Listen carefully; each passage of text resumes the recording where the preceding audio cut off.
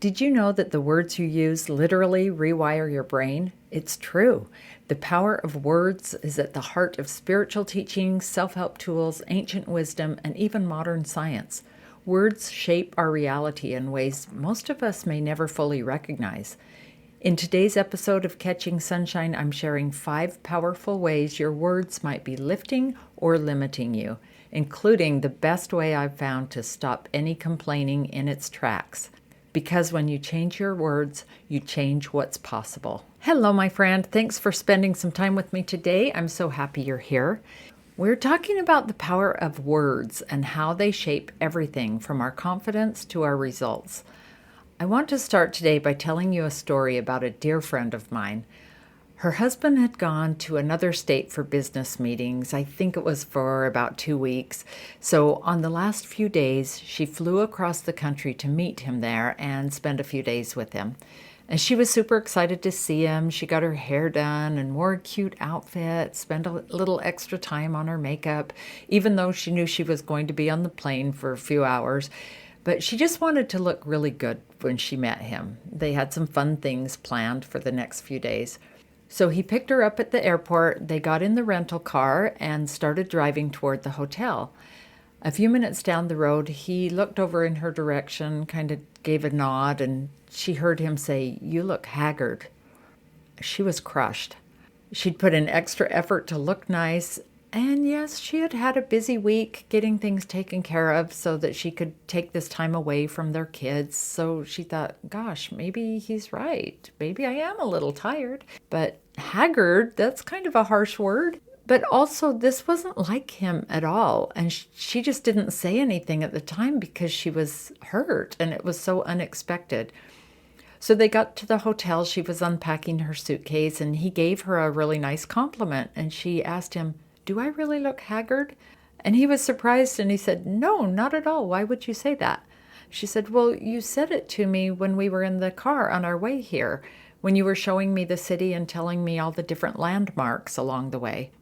He thought for a few seconds and then he put it together and realized they'd been passing a big corporate building at the moment when he said that, and he had actually been pointing out to her that's where the Hewlett-Packard company was. So what she heard was, "You look haggard," but he was simply pointing out the Hewlett-Packard building. They had a good laugh about it when they realized the miscommunication. What we say isn't always what others hear. And we see this in music all the time. We've probably all had that moment where you're confidently belting out a song to have somebody laugh and go, "Wait, what did you say?" Or you've done that to somebody else. My dad used to always sing, "Taking home some biscuits," instead of "taking care of business." I'm pretty sure he knew the real words, but he just wanted to be funny. But still, I can't unhear that. There's also the ever-popular, I can see clearly now, "Lorraine is gone," and "Hold Me Closer, Tony Danza," instead of "Tiny Dancer." Don't even get me started on Elton John lyrics. I don't think anybody really knows the majority of those lyrics. They get sung wrong a lot. I have a few other song experiences, but I chose not to say them on this podcast because they're a little too risque, which is also what makes them so funny. But my point is, sometimes we mishear things for years and we don't even realize it until someone points it out. And we do this in life too. We pick up phrases, beliefs, identities, and we repeat them without ever questioning if they're true or helpful. And even small words can have a big impact. They can change the way something feels. A few months ago, when I was across the country visiting my granddaughters, we were walking to school on a morning where it had rained the night before, so there were a lot of puddles here and there along the way on the sidewalk. These adorable granddaughters of mine were 5 years old and 7 years old at the time. They both had birthdays since, but as we're walking, the spunky younger one kept getting a bit too close to the puddles, and I'd say, "Hey, be careful, you'll get your new shoes wet and then have wet feet at school." And she'd say, "I don't care." And as we walked, I cautioned her a few more times as other puddles came up that she got close to, and she'd always reply, "I don't care." After the third time, her older sister gently corrected her, called her by name and said, "Say, I don't mind," instead of "I don't care." Little sis listened, and then again she got too close to a puddle, and this time big sis warned her. And little sister's response this time was, "I don't mind." It changed the whole feel. "I don't care" sounded a little sassy, but when she said, "I don't mind," it felt softer, like "I don't mind" is the sweet, easygoing cousin of "I don't care." Just one word, one tiny shift, but it changed the tone completely. Words aren't just expressions of reality, they help create it. Maybe your kids have done the science project with two plants, and the one you ignore or say harsh words to it withers or grows very little, and the one you speak kind words to grows strong and tall. That's a great experiment, but man, it's so hard to bully a sweet little plant like that. Similar but more sophisticated research was done by Dr. Masaru Emoto. He was a Japanese researcher who conducted experiments on words, thoughts, and emotions and how they affect water molecules. He published his famous book, I think it was like in 2005, called Hidden Messages in Water. You've probably read it, or you will. His methodology was elegant in its simplicity. He collected water samples in identical containers. Some were city water versus natural spring water. And then he exposed different samples to different stimuli. So he had words, both written on paper, taped to the containers, and then some words spoken aloud. He also used music, everything from Mozart to heavy metal. He also used prayers and blessings from various traditions. And then he flash froze the water samples. And using high-speed photography, he captured images of the resulting ice crystals as they formed. And all those photos are in the book. The results were remarkable, and they were consistent across thousands of trials. Water exposed to positive words like love, gratitude, thank you, formed beautiful, intricate, symmetrical crystals, kind of similar to perfect snowflakes. And water exposed to negative words like "you fool," "I hate you," or "you're the worst," formed incomplete, asymmetrical, and fragmented crystals. Even more fascinating, water exposed to inconsistent messages like "I love you," but spoken by someone feeling angry or with an angry voice, created distorted crystals, suggesting that intention matters as much as the literal words. There have been some scientists who have criticized aspects of Dr. Emoto's methodology, but subsequent studies have shown that water does indeed respond to external stimuli in measurable ways. And here's where this gets personal. Our bodies are approximately 60 to 70% water, that's depending on your composition. If words can change the molecular structure of water in a container, imagine what they might be doing inside our own bodies. Every time you speak to others or to yourself, you're not just expressing thoughts, you're potentially altering your physical state at the molecular level.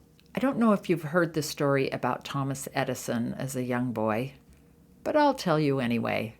When Edison was a child, he struggled in school, and one day his teacher sent him home with a sealed note, and he handed it to his mother.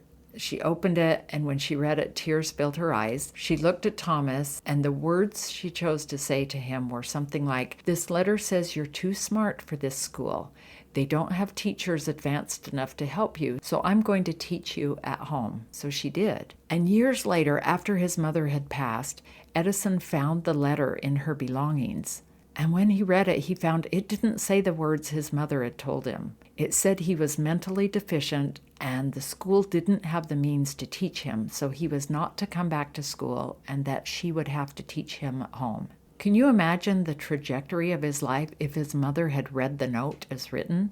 Instead, she rewrote the story. Through her words, she gave him a new identity, one rooted in possibility, not limitation. And we can all do that for ourselves by choosing our words wisely.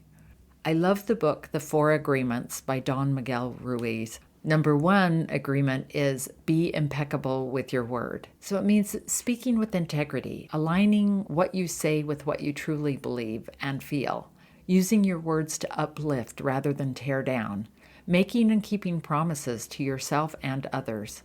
We use words all day long, many of them without even thinking. And sometimes we're using them against ourselves. Words can either limit us or set us free. And when we understand that words aren't just descriptive, but creative forces, we become much more careful with how we use them. There are 5 ways that words can limit us. Well, I'm sure there are more than 5, but these are what I came up with, so I want to take a few minutes to unpack each of these. Self-deprecating words, absolute words, gossip, foul language, and complaining. So number 1, self-deprecating language. We say things like, I'm such an idiot. Why do I keep doing that? Or I'm not smart enough for that. I'm just not that kind of person. I'm not coordinated. I'm not techie. I'm not a great cook. Sometimes we say things like this out loud, and sometimes they're just our own self-talk. But those aren't facts. They're just scripts. And the more we repeat them, the more they shape how we see ourselves. So you can always shift that to something more positive. I'm learning. I've never done that before, but I could try.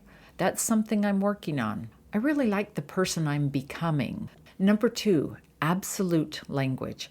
Words like always, never, everyone, every time, everything. I remember when Dean the Dream and I got married, getting the advice to stay away from using always and never, especially during a disagreement. That's been great advice, but it does take ongoing commitment because that's an easy place to jump to when you're riled up. So absolute speaking would be phrases like, I'm always the one who has to do this. Nobody ever listens to me. Everything's going wrong today. You do this every single time. You never stick up for me. These may feel that dramatic in the moment, but they're really just exaggerations. By changing the words, you change the experience. So I'm the one that always has to do this. How about, I think I'm starring in a one-woman show over here. Do you want to join the cast? Or everything's going wrong today. If we're honest, it'd be more like, a lot went wrong today, but a couple good things happened. And you do this every single time.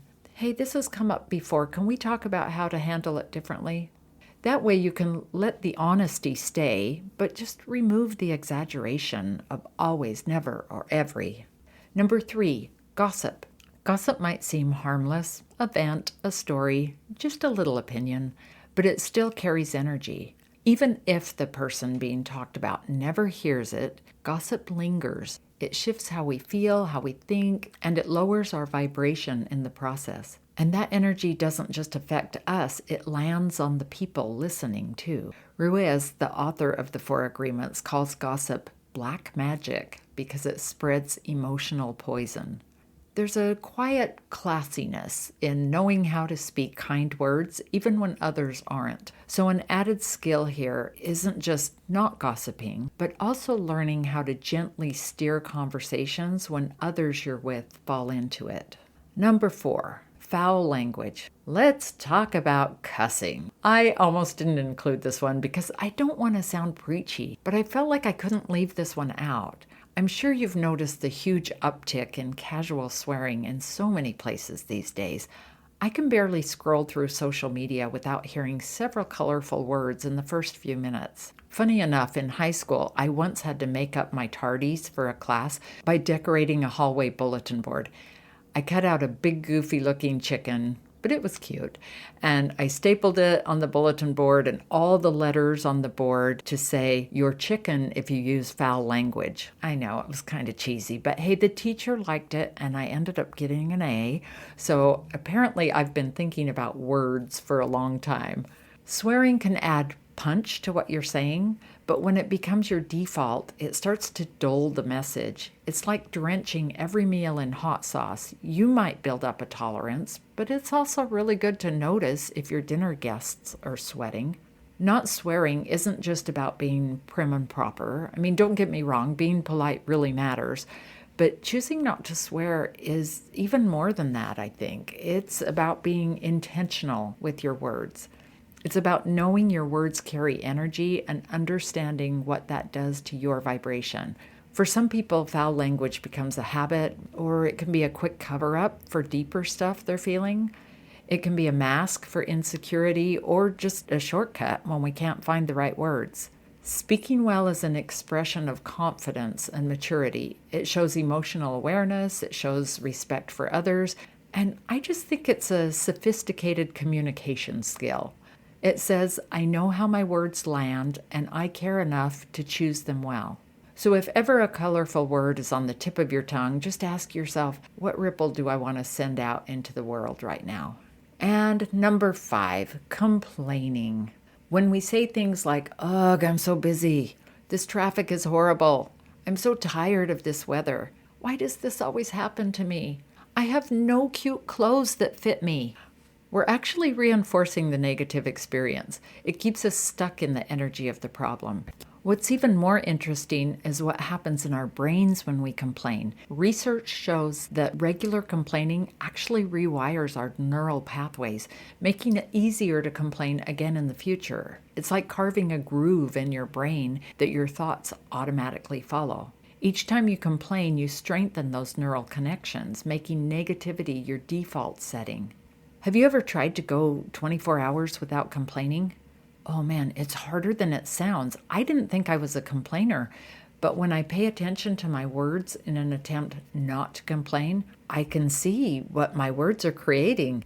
But I started doing this thing, and it's become one of my favorite reminders when I catch myself complaining. So if you add to the end of your sentence, or to the end of your complaint, and that's just the way I like it. Wow, it's a quick way to spot what you're actually affirming. So check this out. Ugh, I'm so busy. And that's just the way I like it. I have no cute clothes that fit. And that's just the way I like it.